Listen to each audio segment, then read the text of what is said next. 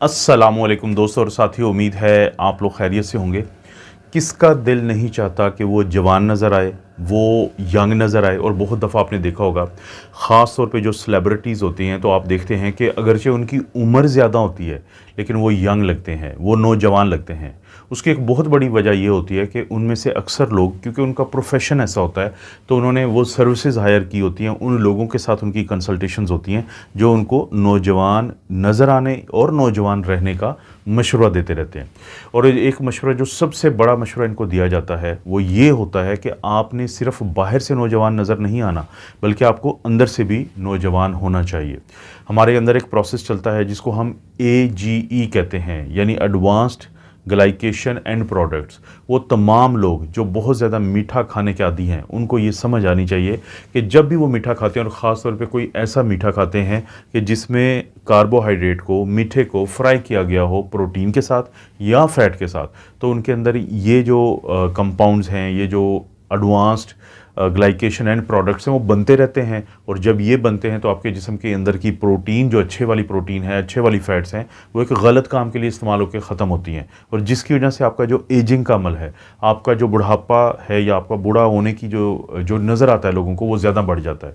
मिसाल के तौर पर शुगर के मरीज़ अपना एक टेस्ट करवाते हैं जिसको हम HbA1c कहते हैं, यानी ग्लाइकेटेड हीमोग्लोबिन A1c, कि आपकी जो सुर्ख खलियों के अंदर जो प्रोटीन होती है, जो हीमोग्लोबिन होती है, तो उसके साथ शुगर अटैच होती रहती है। यानी ये प्रोसेस एक ऐसा है, ये इस तरह की चीज़ें बनने का जिसको आप पहले से भी जानते हैं और उससे पहले से वाकिफ़ हैं। लेकिन हमारी जिस्म में एक काम चलता रहता है जो इस तरह की जो प्रोटीन्स होती हैं, जो डेड प्रोटीन्स होती हैं, जिन प्रोटीन को का इस्तेमाल जो है वो गलत हो चुका होता है, तो हमारा जिस्म उनको ऑटोमेटिकली निकालता रहता है। इस अमल को हम कहते हैं ऑटोफेजी। ऑटो कहते हैं खुद ब खुद, और फेजी खाना, यानी हमारा जिस्म, हमारे ही जिस्म में मौजूद ऐसे अज्जा जो नुकसानदेह हो सकते हैं हमारी सेहत के लिए, अंदरूनी और बैरूनी सेहत के लिए, तो उनको ख़त्म करता है, जिसको ऑटोफेजी कहते हैं। तो हमने वो काम करने हैं कि जिसकी वजह से जो ऑटोफेजी का जो अमल है हमारे जिस्म में, उसमें बढ़ावा आए, उसमें वो तेज़ हो जाए, ताकि इस तरह के जो एलिमेंट्स हैं वो हमें नुकसान ना पहुँचा सकें। तो ऑटोफेजी को बढ़ाने में जो सबसे बड़ा किरदार है वो है फास्टिंग का। फास्टिंग को जो भी दोस्त फास्टिंग के अमल को समझ जाएंगे, वो ये समझ लें कि उनको अपनी सेहत का राज मिल जाएगा। और ये पुराने वक्तों की भी बात है कि लोग इसलिए खाना पीना छोड़ देते थे, या जिसको हम आज फास्टिंग कहते हैं, या इंटरमिटेंट फास्टिंग कहते हैं साइंस की ज़ुबान में, कि उससे उनकी सेहत बेहतर हो जाती थी। और यही चीज़ आप अपने ऊपर अप्लाई करनी है कि अगर आप इंटरमिटेंट फास्टिंग करते हैं तो आपके जिस्म के अंदर जो ऑटोफेगी का अमल है उसमें तेज़ी आ जाती है। और जैसे ही उसमें तेज़ी आती है तो आप देखते हैं कि आपकी जो बाहर की सेहत है, आपके अंदर की सेहत है, वो बेहतर हो जाती है। इसलिए कोशिश करें कि हर हफ्ते 1 या 2 दिन ऐसा हो कि जब आपको पता हो कि उस दिन आपने कम से कम खाना है, ताकि आपके अंदर जो है ये ऑटोफेगी का अमल तेज़ हो जाए। दूसरा, वो तमाम लोग जो दिन में कुछ देर के लिए, कम से कम आधे घंटे के लिए अपने आप को सूरज की रोशनी में लाते हैं, अपने आप को सन एक्सपोज करते हैं, तो उनके अंदर भी ये देखा गया है कि ये जो ऑटोफेजी है या ऑटोफेगी है, ये अमल बहुत ज़्यादा हो जाता है। इसीलिए यही रीज़न है, बहुत सारे लोग जो हैं इंफ्रारेड जो शुआएँ होती हैं उनके साथ अपने आप को एक्सपोज करते हैं। जो मैंने सेलिब्रिटीज़ की बात की थी कि इनके डॉक्टर्स जब इनको मशवरा देते हैं कि आप अपने आप को इंफ्रारेड लाइट्स मिल जाती हैं, उनके साथ एक्सपोज करें, और उससे भी फिर क्या होगा कि सूरज की रोशनी और इंफ्रारेड लाइट आपके अंदर एक ख़ास किस्म का मेलाटोनिन, एक तो वो मेलाटोनिन है जो रात को रिलीज़ होता है जिससे हमें नींद आती है, लेकिन एक और मेलाटोनिन की टाइप है जिससे जो एज ए एंटीऑक्सीडेंट है, हमारे जिस्म में जो ख़राब अज्जा हैं, जो फ्री रेडिकल्स घूम रहे होते हैं, जो हमें बीमारियां करते हैं, जो हमें हमारी उम्र को जल्दी बढ़ाते हैं, तो उनको वो रोकती है ये अमल एंटीऑक्सीडेंट का पैदा होना। तो सन एक्सपोयर या इंफ्रारेड लाइट का एक्सपोयर जो है वो भी आपके सेहत के लिए और आपकी उम्र, बढ़ती हुई उम्र को रोकने के लिए या कम करने के लिए, या उसकी स्पीड को कम करने के लिए बहुत ज़रूरी है।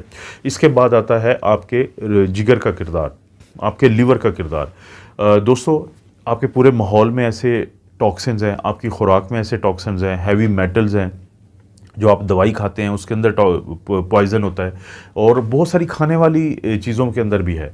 ये आखिरकार ये सारा दबाव जो है ये जिगर के ऊपर पड़ता है, क्योंकि जिगर ने इन चीज़ों को निकालना होता है आपके जिस्म से।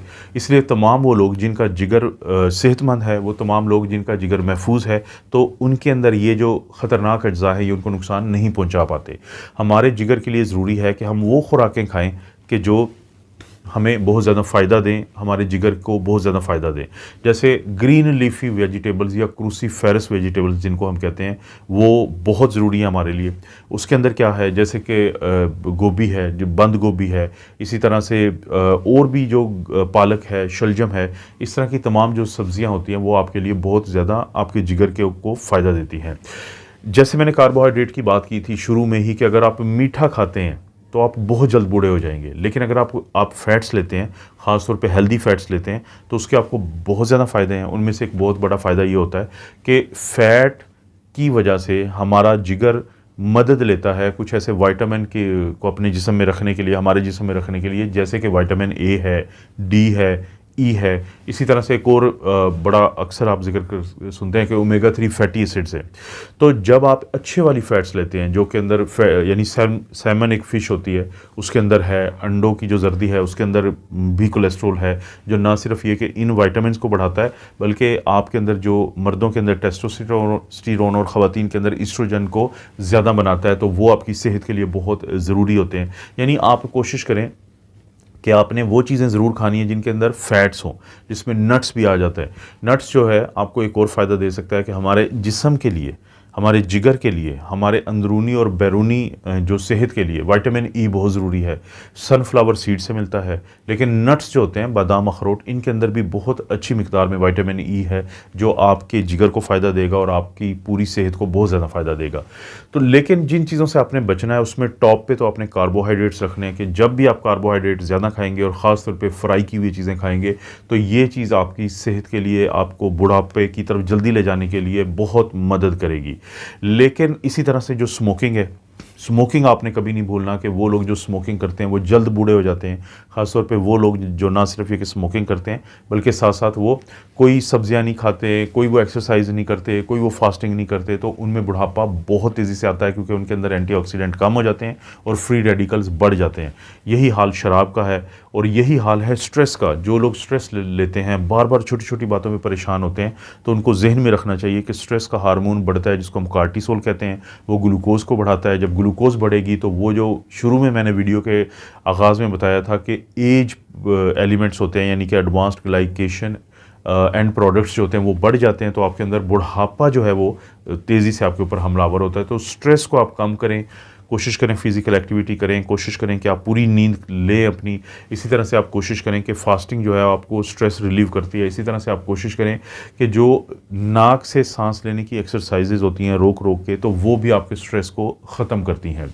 और सबसे आखिर में मैं ये कहूँगा ज़रूर आपको कि आपने कोशिश करें कि अपनी खुराक पे हर सूरत तवज्जो दें, क्योंकि जो वो तमाम लोग जो कार्बोहाइड्रेट या शुगर कम खाएंगे, फ़ैट्स ज़्यादा लेंगे और दरमियानी मिकदार में वो प्रोटीन लेंगे, और ख़ास तौर पे कोशिश करें कि जो कलेजी है, लिवर है, या जिसको हम एनिमल ये ऑर्गन मीट कहते हैं, ये ज़रूर लें, क्योंकि इसके अंदर भी अच्छे वाले फ़ैट्स होते हैं।